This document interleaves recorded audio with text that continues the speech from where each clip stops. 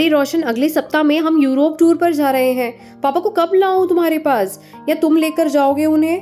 अरे भैया, एक प्रॉब्लम हो गई है। प्रिया के भाई ने हमारी कश्मीर टूर की बुकिंग की है, वह भी अगले सप्ताह का ही है। उस वजह से सॉरी, मैं पापा को लेने नहीं आऊंगा। रोशन को ऐसे बोलकर गुस्से से विराट का सिर घूम गया। पर तुम्हें पूछकर ही तो मैंने यूरोप टूर की बुकिंग की थी ना। उस बात को 3 महीने हो चुके हैं और तुम मुझे अभी बता रहे हो कि नहीं आ सकता। वह भी मैंने पूछा तब। अब मुझे बताओ, मैं पापा को कहाँ भेजूं?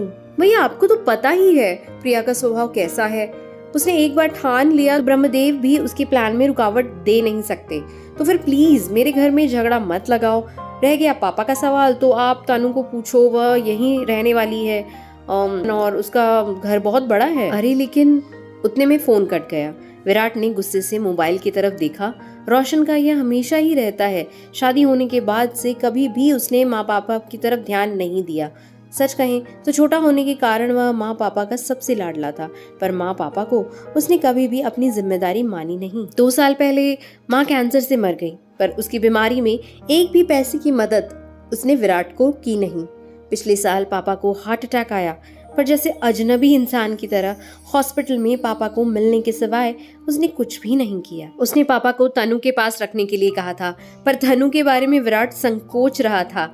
तनु यह उनकी छोटी बहन थी, एक नंबर की लालची और स्वार्थी औरत थी। माँ थी तब माँ से मीठी मीठी बातें करके अच्छी अच्छी साड़ियाँ गिफ्ट लेती थी। परिस्थिति अच्छी होते हुए भी पति को बिजनेस को चाहिए, ऐसा बोलकर उसने माँ पापा से 10-12 लाख ले लिए थे, फिर वापस देने का सोचती भी नहीं थी। रिश्ते बिगड़े नहीं, इसलिए विराट भी कभी बोला नहीं, पर उसकी पत्नी जागृति यह सब देख रही थी। उसकी खुसर फुसर चल रही थी। विराट उसकी तरफ ध्यान नहीं देता था। माँ के जाने के बाद वैसे तनु को भाई पापा भाभी से इंटरेस्ट खत्म होने लगा। उसने बेमन से तनु को फोन किया, तनु हम यूरोप टूर पर जा रहे हैं, 15 दिनों के लिए पापा को लेकर आऊं क्या तुम्हारे घर? अरे भैया, मेरी ननद आ रही है डिलीवरी के लिए मेरे पास। मुझे बताओ, मैं उसकी तरफ ध्यान दूं कि पापा की तरफ? लेकिन तनु, तुम्हारा घर तो बहुत बड़ा है, पापा कहीं पर भी रह सकते हैं। नहीं बाबा, उनको फिर से अटैक आया तो मैं कहाँ ढूंढती रहूं डॉक्टर को। इससे अच्छा तुम्हें एक काम करो, उनको 15 दिनों के लिए वृद्धाश्रम में भेज दो, कोई दिक्कत नहीं होगी फिर। तनु, हम 3 भाई बहन के होते हुए भी उनको वृद्धाश्रम में भेजना अच्छा नहीं लगेगा। देखो भैया, मैं नहीं रख सकती उन्हें। अगर आपको मेरा सुझाव पसंद नहीं आया तो फिर तुम ही देखो बाबा क्या करना है। इतना कहकर उसने भी फोन कॉल को काट दिया। घर आने के बाद पापा को कहाँ भेजेंगे? विराट से जागृति ने यह पूछा। हमेशा की तरह वह भड़की। हमने क्या ठेका लेकर रखा है क्या पापा को संभालने का? इन दोनों की कोई भी जिम्मेदारी नहीं है क्या? उसका बोलना भी सच था। बड़ा बेटा, इस रिश्ते से विराट ने माँ पापा की जिम्मेदारी खुद से स्वीकार की। पहले माँ और उसके बाद पापा की बीमारी की वजह से वह दोनों एक साथ बाहर भी नहीं जाते थे। कोई एक तो घर पर चाहिए था। इस बार रोशन पापा को संभालने के लिए तैयार था, इसलिए उन दोनों ने यूरोप टूर की बुकिंग की थी। हनीमून के बाद पहली बार दोनों और बच्चे एक साथ ट्रिप पर जाने वाले थे। ट्रिप के सब पैसे दिए गए थे और आज अचानक रोशन ने मना कर दिया। वह सुनकर जागृति रोने लगी। विराट ने उसे समझाने की बहुत कोशिश की, पर वह मानने के लिए तैयार ही नहीं थी। मुझे कुछ नहीं पता, कुछ भी करो, हम ट्रिप पर जाएंगे ही जाएंगे। पापा को पोता पोती से सब बातें मालूम पड़ी। वह विराट को बोले, अरे क्यों इतनी टेंशन ले रहे हो तुम? रहूंगा मैं अकेला, जाओ तुम सब। ऐसा क्यों बोल रहे हो पापा? आपको एक अटैक आ चुका है, आपका बीपी और शुगर हमेशा कम ज्यादा होता रहता है, कैसे छोड़ें आपको अकेला यहाँ पर? विराट सच बोल रहा था, इसलिए पापा चुप बैठे थे। टूर पर जाने के लिए अभी 3 दिन बाकी थे, पर रास्ता निकल नहीं रहा था। विराट को टेंशन होने लगी थी। उसने सभी विकल्प सामने रखकर देखा। अंत में खुद ही टूर कैंसिल करके जागृति और बच्चों को टूर को भेज देना ही उसे सही विकल्प लगा। जागृति का गुस्सा और 2 लाख का नुकसान भी होने वाला था, पर उसके पास ऐसा करने के अलावा कोई दूसरा रास्ता नहीं बचा था। अंत में उसने अपना निर्णय पक्का किया और जागृति को फोन करके सूचना दी। वह तो रोने लगी, पर उसे समझाने के बजाय फोन काट दिया। बाद में ड्राइवर को फोन करके तैयार होने के लिए कहा और वह ऑफिस के बाहर आकर गाड़ी में बैठ गया। गाड़ी ट्रैवल एजेंसी की तरफ ले जाने को कहा।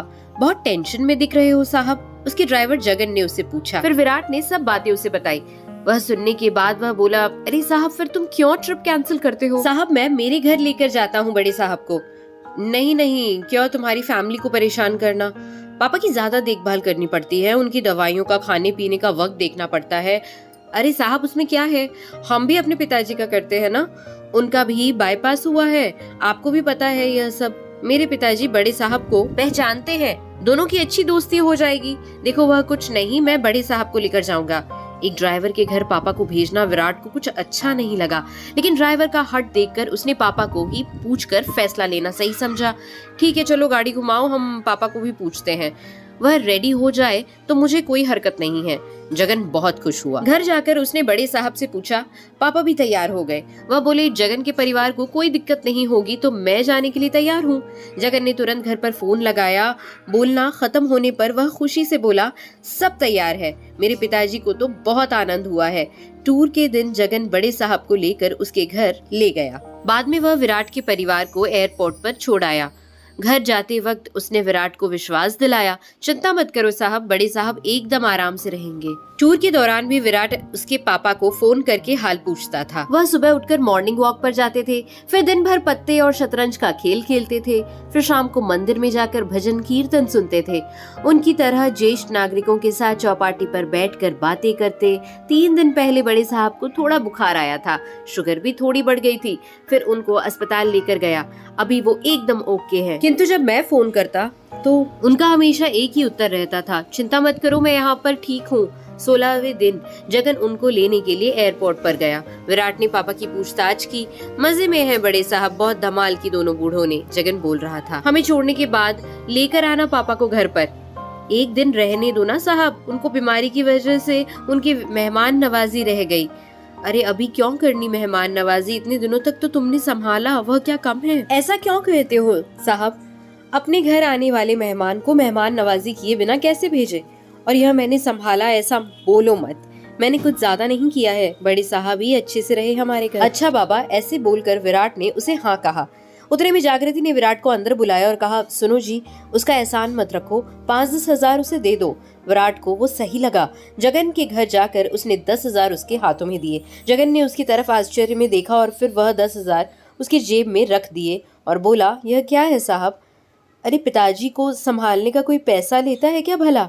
और हाँ, आगे भी कभी ऐसा प्रसंग आया तो बड़े साहब को बिना धस्त मेरे पास भेजना। विराट का मन भर आया, उसने जगन को गले लगा लिया। 3-4 दिनों बाद रोशन और तनु का फोन आया। टूर कैंसिल किया था या फिर पापा को वृद्धाश्रम में रखा था, ऐसा पूछ रहे थे दोनों। विराट के मुंह से इतना ही निकला कि उस दिन असल मायने में मुझे भाई मिला जिसने पापा का ख्याल रखा। तो दोस्तों, ये थी एक छोटी सी ज्ञानवर्धक कहानी जो हमें काफ़ी कुछ सिखा जाती है। अगर आपको कहानी पसंद आई हो तो लाइक, शेयर और सब्सक्राइब करना ना भूलें और ऐसी ही खूबसूरत कहानियों के लिए ज़रूर से हमें फॉलो करें। Thank you for listening.